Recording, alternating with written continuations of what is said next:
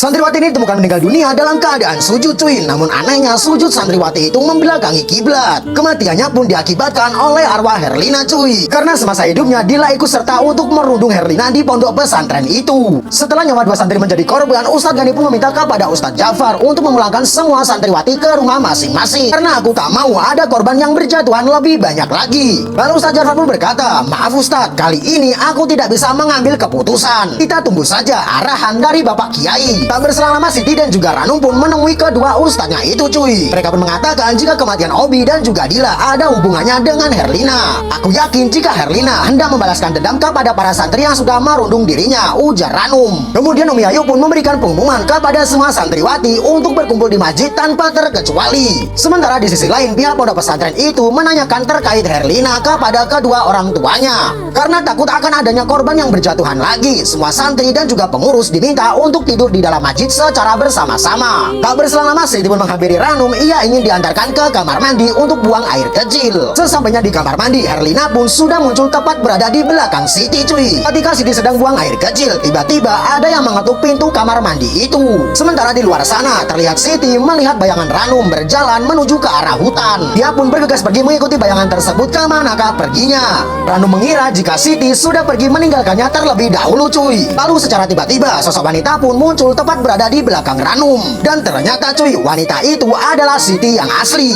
Lalu tak berselang lama mereka melari ketakutan menuju kembali ke asrama cuy. Namun sialnya sejauh apapun mereka berlari, mereka akan tetap kembali lagi ke pohon beringin itu. Kemudian secara tiba-tiba Herlina pun muncul dengan wajah yang sangat mengerikan. Ia pun kemudian menarik kaki Siti sampai-sampai Siti pun jatuh tersungkur ke tanah. Lalu tak berselang lama datanglah Ustadz Gani dan juga Ustadz Jafar cuy. Mereka pun bekerja sama untuk menyelamatkan Siti. Hingga akhirnya tubuh Siti pun berhasil diselamatkan oleh mereka. Sementara saat ini sosok Herlina yang mengerikan itu berhadapan dengan Ustadz Gani. Kemudian iblis dalam tubuh Herlina itu pun berkata, aku adalah jin Islam yang juga merupakan hamba Allah.